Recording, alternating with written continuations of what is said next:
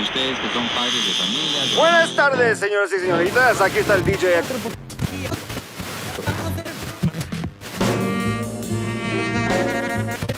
¡Silencio, delincuente! Hola con todos y todas, yo soy Diego, bienvenidos y bienvenidas a Diálogos Mundanos, del podcast de Mundana, revista de filosofía.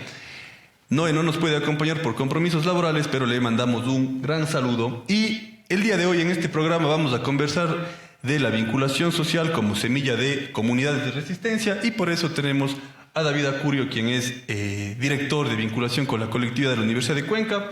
David, bienvenido, muchas gracias por estar aquí. Cuéntanos un poquito, pues, ¿quién es David Acurio? Primero, muchísimas gracias por la invitación. Para mí es un honor, un lujo poder estar en las conversaciones mundanas.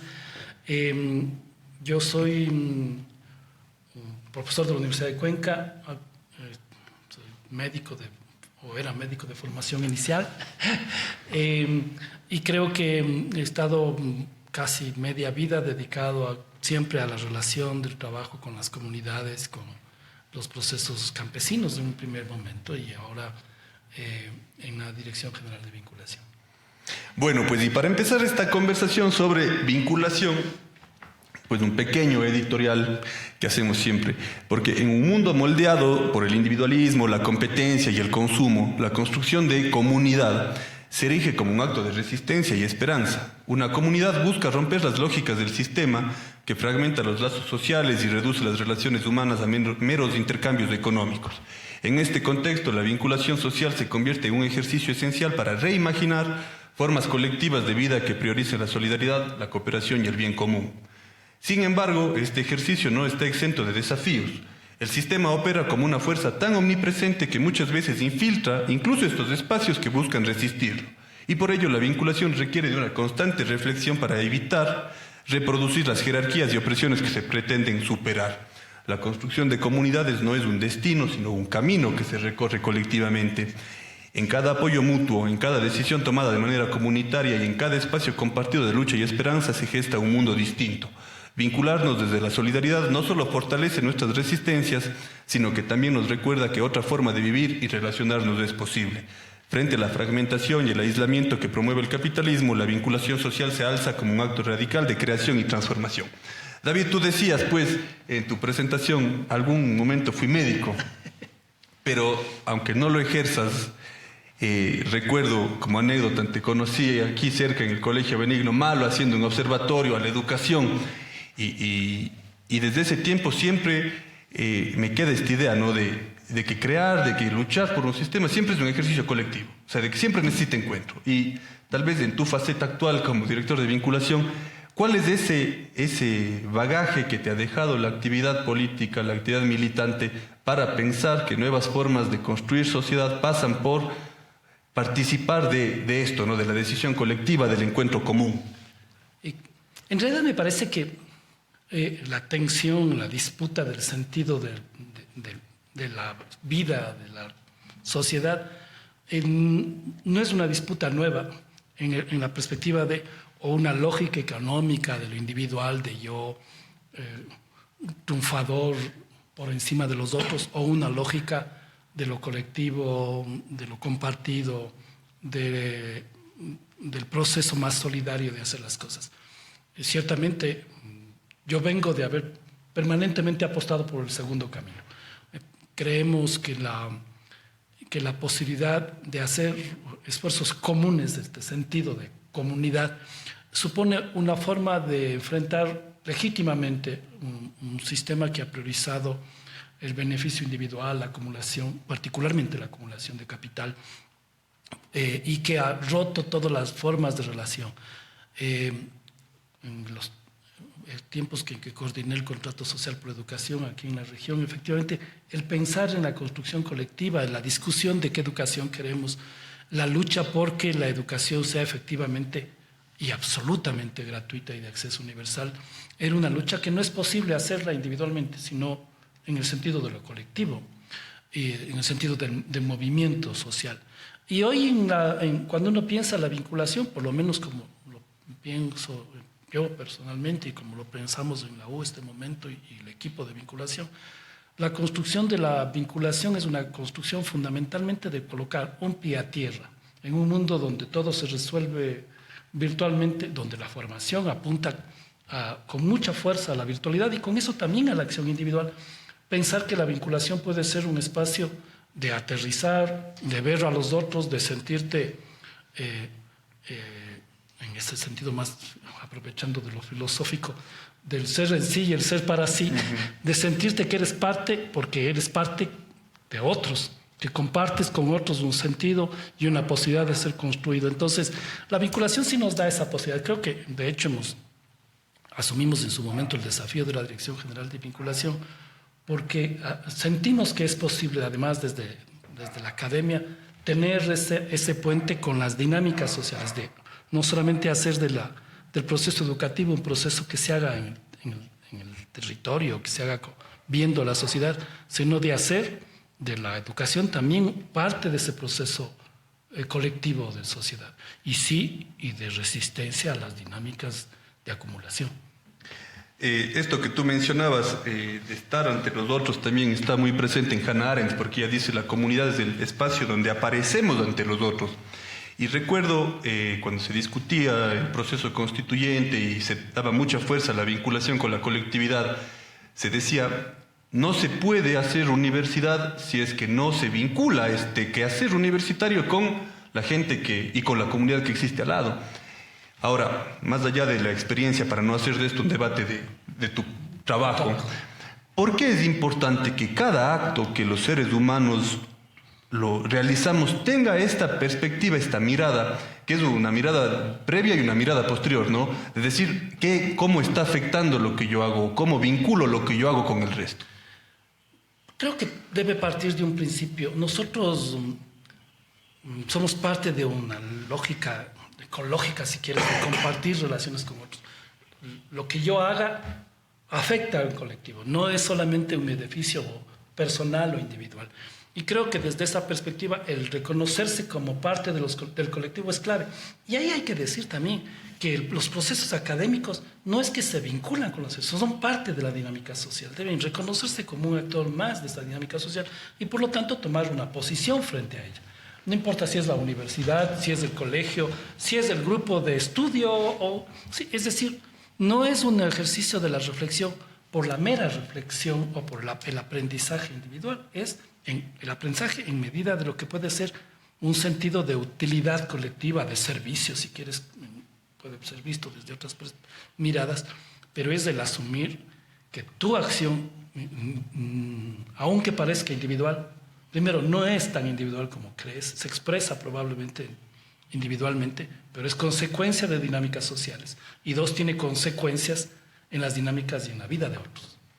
Ahora, en esa perspectiva, el siglo XXI, tal vez, por ser nuestro tiempo presente, pero ha presentado una radicalización del individuo como el punto de partida y el punto de llegada de la acción humana. ¿Sí? Todo está involucrado alrededor de la persona, la figura como el vértice de todo, ¿no? Y ahí es donde los discursos, que yo podría ya llamarlos directamente fascistas, pues apelan a eso, ¿no? A que el individuo es la base y el sustento de todo. Y todo lo que suena común, comunitario, colectivo, parecería casi ser una mala palabra. Sin duda, hoy la organización es una mala palabra. Alguien te pregunta, ¿usted participa en una organización? Y la respuesta es así como dubitativa, ¿no? Es decir, no sabe si está dando la respuesta correcta o no. Y la organización expresa un sentido de lo colectivo, de la comunidad. Se ha convertido en una palabra sospechosa, ¿no? Si eres parte de una organización, entonces puedes ser sujeto de sospecha. Y al contrario, yo estoy convencido de que no podemos como sociedad, pensándola en su conjunto, imaginar una sociedad viable sin un sentido de articulación organizativa, de comunidad, de compartir dificultades y soluciones. Ahora, en esa perspectiva, ¿por qué podría ser o por qué parece ser tan difícil? Si tú le preguntas a una persona, por ejemplo, o sea, qué piensa del amor al prójimo, por hablar desde la moral cristiana, o qué piensa desde la solidaridad. No hay persona, o muy pocas personas, ya salvo los discursos así como súper libertarios, pero la gran mayoría de personas van a decir, sí, estoy de acuerdo con este sentido de comunidad. Pero el momento de enfrentarse ya a la práctica concreta, de entender que mi acción individual afecta y que de nuestras acciones, que también nuestras acciones colectivas afectan a otros, pues hay un quiebre, una ruptura muy fuerte entre lo teórico, o entre lo que la gente éticamente sostiene creer y lo que prácticamente realiza. ¿Por qué se da esta ruptura? ¿O dónde está la dificultad para lograr trascender de la posición teórica a la posición práctica en el ámbito de la colectividad? No sé, quizá el imperio de la economía por encima de otros niveles de la vida podría jugar un papel fundamental, ¿no? Es decir, además en la economía se dice que uno de los principios básicos de la economía de mercado es el sentido del beneficio individual por encima del beneficio colectivo. La pandemia, recordarás, era brutal en esa expresión. La gente quería resolver sus necesidades, comprar decenas de papel higiénico para garantizar lo suyo por encima de los demás. Ese principio que es profundamente egoísta, económico, siento yo que probablemente es un elemento que juega muchísimo. Es decir, el pensamiento hegemónico, el pensamiento mayoritario ha planteado que es la economía la economía liberal, sí, como un elemento que se superpone a cualquier otra lógica de reflexión. Quizá eso hace que también las acciones, a pesar del discurso, termine siendo una acción en la concreta del individual.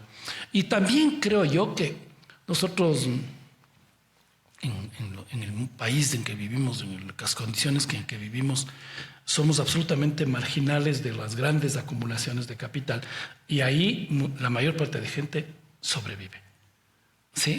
Y eso también es complejo, porque entonces busca la primera opción que es sálvese quien pueda. ¿No? Si vos preguntas, ¿usted desearía tener un sistema de salud que garantice para todos la atención de salud gratuita? Discursivamente dices sí, pero cuando tienes la necesidad dices yo necesito esto y el resto que espere. Y si el mercado te da esa posibilidad y te vende las opciones, pues seguramente lo tomas. Ahora, ahí siempre se pone una discusión que ya no pasa por lo ético, sino por lo político. Efectivamente, porque cuando uno habla de modificar estas relaciones, de priorizar lo individual sobre lo colectivo, pasa eminentemente también por cuestionar el sistema. Entonces, no creo que un diálogo honesto respecto a la vinculación o a la construcción de comunidades pueda pasar, digamos, de agache la discusión sobre el sistema en el que estamos viviendo. Entonces, ahí, ¿cómo lograr hacer que las personas comprendamos que hay una parte política que no pasa por el sistema de partidos, sino que es también nuestra acción individual y colectiva la que puede mover o si quieres, claro, ir moviendo un poquito la línea, ¿no?, de esto? Quizá dos referencias ahí a propósito. Virchow, de mi formación médica, que era un patólogo grande del estudio de las células, fue uno de los primeros impulsores de lo que yo conocí en Europa, la primera modelo de la medicina social europea. Y él decía, si la medicina es la resolución del problema individual, la política es la resolución del problema colectivo. Sí, y yo creo firmemente en eso, es decir, no logro concebir que el debate de las situaciones esté al margen de la política, y la política es la disputa de poder y de decisiones. No solamente del espacio de lo electoral, que a propósito de los tiempos en los que estamos, está marcando, digamos, estos días, pero la disputa de lo político es la disputa de los sentidos, la disputa del camino a seguir, la disputa de los beneficios y de los esfuerzos. Y yo no creo que la discusión ni del conjunto del sistema y de la transformación del sistema, ni siquiera de la práctica individual, está al margen de la política. Comer es una acción política. Decidir qué como es una acción política. Decidir con quién lo hago es una acción política. ¿Sí? Entonces, siempre estará atravesado por la dinámica del sentido de lo político. Y creo que el sentido de lo político lleva rápidamente, te exige pensar nuevamente en lo colectivo. Lo político no puede ser lo político como nos han vendido ahora, ¿sí? La mejor imagen, ¿sí? Puesta al mejor vestido para poder resolver los problemas. Es una resolución de la discusión de lo colectivo. Efectivamente, pues, cuando uno piensa, digamos, que el planeta, digamos, es tal vez nuestra mayor empresa colectiva, nuestro mayor objetivo común, sí, que el planeta subsista en condiciones básicas para la humanidad es la única forma de que la humanidad pueda existir. Ahora, en este mundo tan líquido, apelando a la categoría de Bauman, parecería que organizarse no solamente es una mala palabra, como vos decías, de esta categoría de sospecha, sino ya un acto innecesario y hasta como una pérdida de tiempo. Cuando la gente piensa en organizarse, por ejemplo, vemos todos estos colectivos que se conforman ahora, pero es una asociación de iguales, ¿sí? De personas que piensan igual, de personas que están creyendo igual, que comparten los mismos códigos éticos, y claro, por supuesto, es parte necesaria. Pero la organización de una colectividad también pasa por la posibilidad de encontrar puntos de convergencia entre diferentes. ¿Cómo logramos hacer eso también? Sin duda. Empezaré para retomar tu primera provocación de la conversación. Es que probablemente organizarse es una primera de las formas más elementales hoy de resistencia. Sí, es clave en asumir que compartir, cuando menos entre iguales, ya es un ejercicio que puede significar un desbalance en la lógica actual. Y claro, también discutir con los que no piensan igual, con un elemento que creo que es importante volverlo a retomar ahora. Sí, hay sectores con los cuales definitivamente no es posible sentarse igual. O sea, no a nombre de la conversación y de la unanimidad y asumir que todo es una hegemonía y que todos nos queremos y vamos a apuntar al mismo sitio porque pensamos en apuestas distintas y porque hay, cuando menos, perspectivas distintas de hasta dónde quieres que vaya el mundo. No podemos aspirar, sentarnos y organizarnos y compartir procesos conjuntos entre aquellos que tienen una clara decisión de explotar este planeta hasta que esto se reviente, ¿sí? De aquellos que plantean la posibilidad de cuidar este planeta y parar las lógicas de reproducción social actuales. Es complejo, pero lo que sí es una demanda urgente, creo yo, para la humanidad hoy, es que aquellos que creen que sí es posible pensar que este planeta y que puede haber formas de bienestar sin crecimiento económico, sin acumulación, que sí podamos sentarnos y construir comunidad, con las diversidades que eso supone. La comunidad no va a ser homogénea nunca. No es tan fácil compartir en la comunidad, pero es necesario. Pero además, qué aburrido sería si todos pensáramos igual, ¿no? Absolutamente. Tal vez creo que el sistema es lo que busca, que todos creamos que es la única forma y que es la única alternativa real a este capitalismo que existe. El capitalismo, no este o cualquier. Creo que tú lo has dicho claramente, o sea, disputar el sentido de la acumulación por encima de los otros elementos de la vida tal vez es el problema fundamental. Ahora, en la práctica concreta de tu experiencia militante, y hablo de militancia más allá de la adhesión política a una u otra organización, sino de que creer en estos valores de colectividad es una militancia. Sí, en tu experiencia de vida, ¿por qué es importante? ¿Por qué es importante pensar en estos ejercicios colectivos? Y hago esta pregunta porque tal vez para muchas personas jóvenes que escucharán este podcast, parecería que militar ya es un ejercicio del pasado, que ya eso fue algo que se hacía en el siglo pasado y que en este momento no tiene mucha necesidad o mucha efectividad. ¿Por qué sigue siendo necesario resistir de esta manera? Bueno, yo vengo del siglo pasado. Yo también. No estoy marcando una diferencia generacional con vos. No, pero de hecho, es que creo que también por eso tenemos una marca de esa reflexión. ¿Sí? La construcción quizá hay además una construcción desde el marxismo profunda, en el sentido de que la acción individual cuenta, pero no es suficiente. Solo la acción colectiva es una acción que puede llegar a ser profundamente transformadora. En montones de momentos hemos tenido figuras importantísimas en términos individuales, gente que ha tenido una enorme, lo que Bourdieu llamaría capital cultural, un capital de reconocimiento social, simbólico. Y sin embargo, con el solo hecho de que una persona pueda tener tanto capital simbólico, es insuficiente para procesos profundos de transformación. Sí, no es posible pensar en procesos profundos de transformación, por más que sean espacios chiquitos, ¿sí? Por más que sean espacios en territorios chiquitos, si no los pensamos en una acción colectiva, ¿sí? Entonces, claro, nos han vendido también por mucho tiempo la idea del liderazgo individual que jala a todo el mundo. Y entonces yo puedo tener altísimo liderazgo y bastantes amigos en Twitter, ¿sí? Y con eso jalar. Ciertamente ahora la tecnología nos permite que eso también juegue un papel, pero eso por sí solo no alcanza para hacer procesos de transformación profunda si no existe una lógica de sentido de comunidad. Yo creo que ahora, al contrario de lo que pensábamos antes, y esto lo discutíamos con otros amigos de otras universidades del país, con los curas de lo que vienen de las lógicas absolutamente cristianas, hoy es aún probablemente más urgente y más necesario construir un sentido de colectivo en la formación y en el debate intelectual de la gente y del trabajo, ¿no? Tengo que ir a alguien que ya está muy poco de moda, pero Ho Chi Minh decía además que no es posible pensar en una capacidad de construcción de liderazgo si no haces cosas de la práctica.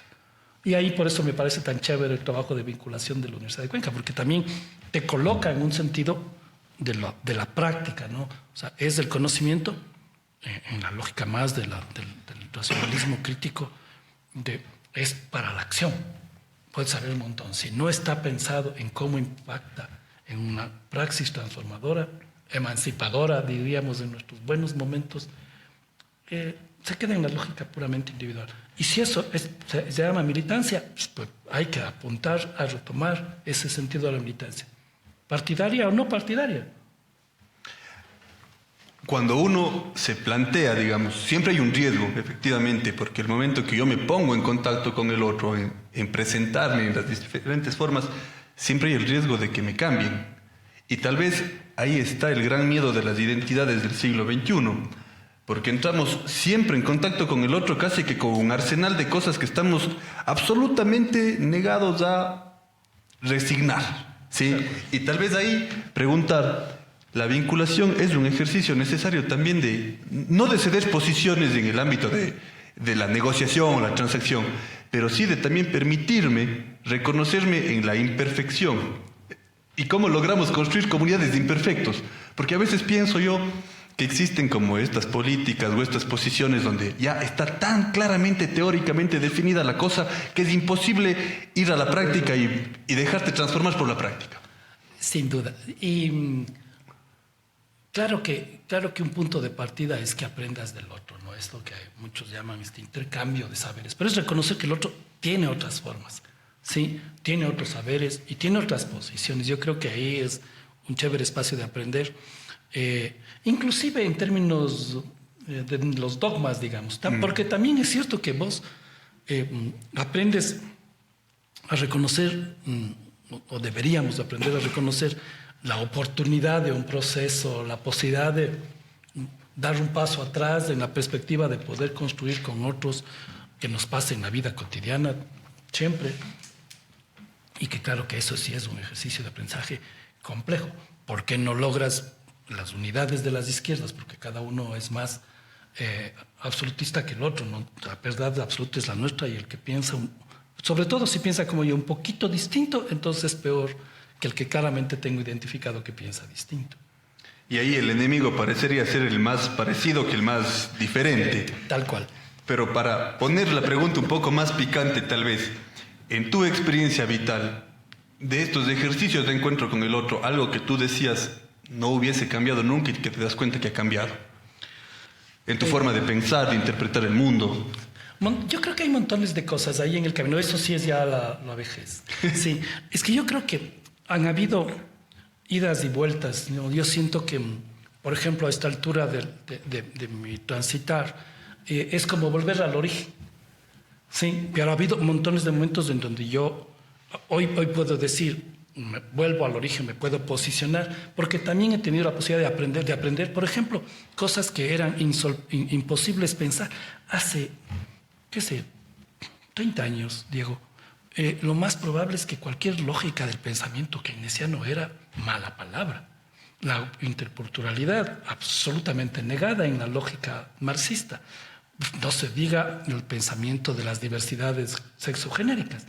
Sí, creo que eso, por ejemplo, es una transición súper interesante de cómo se ha ido incorporando cosas y cómo hoy podemos volvernos a posicionar desde una lógica crítica de la realidad, pero también reconociendo que hay un montón de aprendizajes desde otros sectores cuyas luchas no alcanzamos a ver. Pero hoy reconociendo esas otras luchas, también reconoces que por lo menos a nosotros nos convocaron en su momento, que era la de clase social, tiene sentido y tiene validez, ¿sí? Y que es necesaria reconocer las intersecciones que tiene con otras luchas, pero que has incorporado también los aprendizajes de esas otras luchas. También has aprendido a poder sentarte en la mesa con otros sectores con los que francamente piensas absolutamente distinto y que puede ser que no logres acuerdos para nada, ¿sí? Pero que sí logres hacer espacios de discusión, de sentarse con los otros por último para decir lo que piensas, que a veces no hubiéramos sido capaces.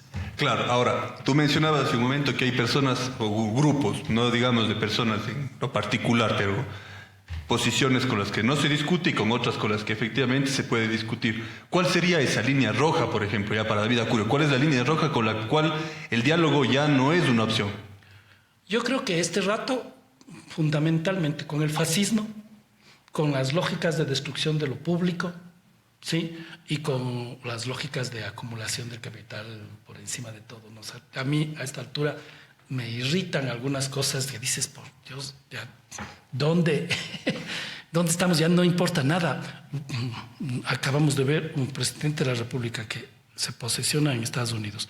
Unos días antes lanza su propia moneda y acumula $4 millones para su bolsillo y a nadie le parece extraño eso de una descarada forma de beneficio personal y que hoy pasa. Eso para mí, por ejemplo, es una cosa que ya con las cuales no podría negociar. Probablemente me toque, por las razones de la dinámica, sentarme a discutir, pero plantear mi posición y probablemente no vaya muy lejos.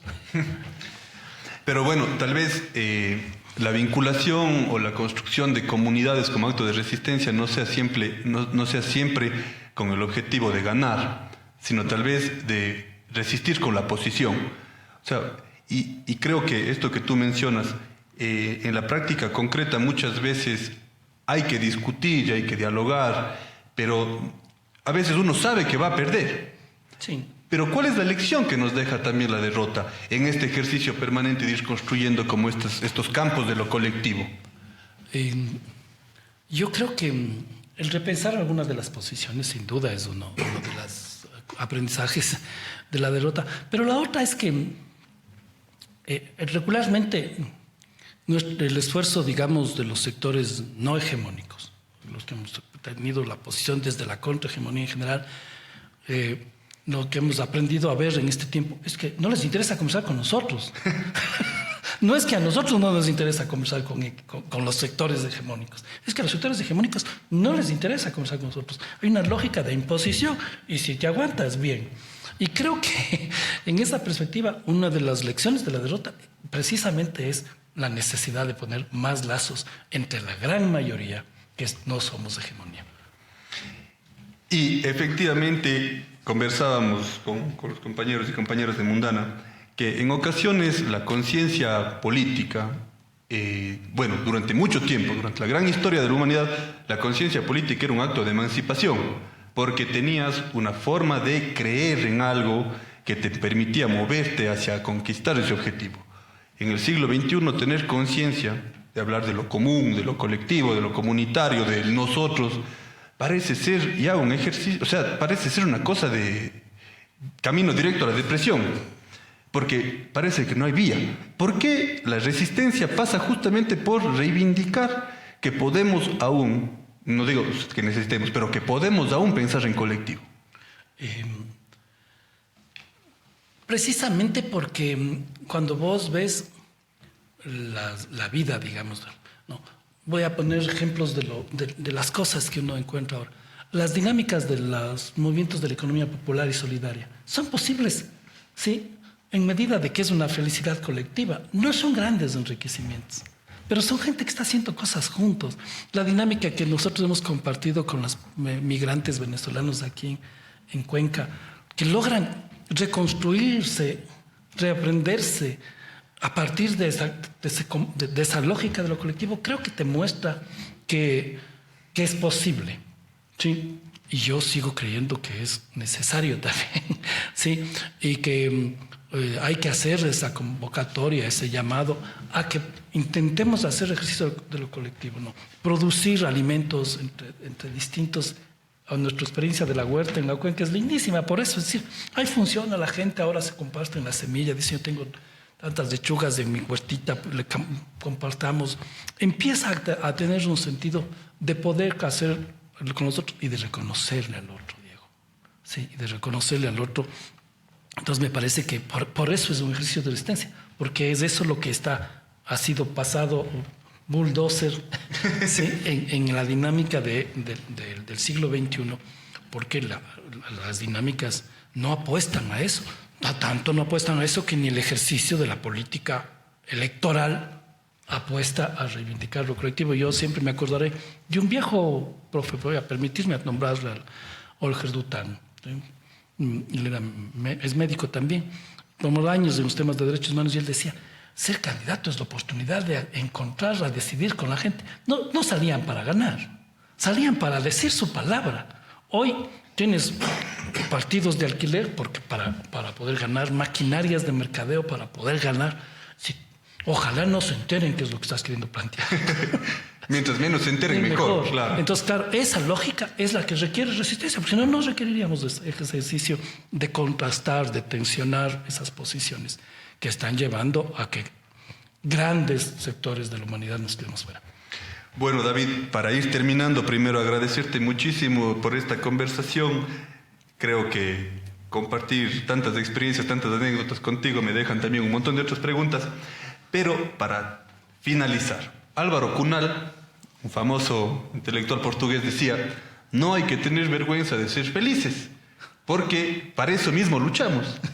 Ahora, tal vez preguntarte, en todo este ejercicio de construcción, de resistencia, de contrahegemonía, ¿has logrado tener una vida feliz? ¿Has logrado encontrar la felicidad en este ejercicio de tomar parte por algo que trasciende la identidad individual, lo propio? Sí. Sí, yo creo que he tenido la suerte de hacer toda la vida, con costos, no es que no tiene costos este ejercicio, humanos, además personales, pero creo que sí, porque sí he sentido, y soy así, hago hoy mismo, este espacio chiquito que es el ejercicio de la vinculación de la comunidad, disfruto y soy absolutamente feliz de saber que puedes tener este sentido de aportar a lo colectivo, ¿sí? Y de seguirle aportando a lo colectivo. Ojalá podamos hacerlo hasta el último instante que podamos, porque sí además me hace feliz. Yo estoy feliz haciéndolo y reflexionando sobre el tema.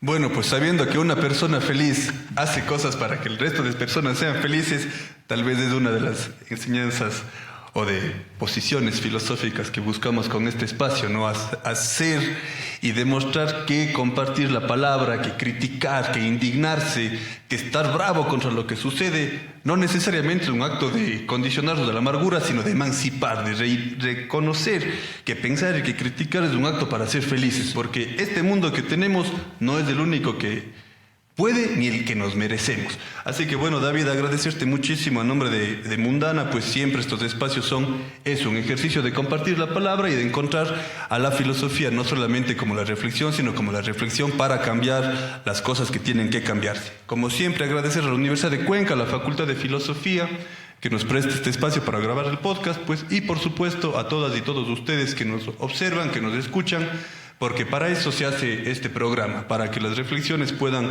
motivar a encontrar estas pequeñas cositas de la vida cotidiana desde las cuales la filosofía se vuelve importante para cambiar. Ojalá podamos cambiar todo lo que tiene que ser cambiado, pero mientras tanto al menos cambiamos un poquito el tema de la conversación diaria. Así que a todos y todas ustedes muchas gracias y nos veremos en el próximo programa.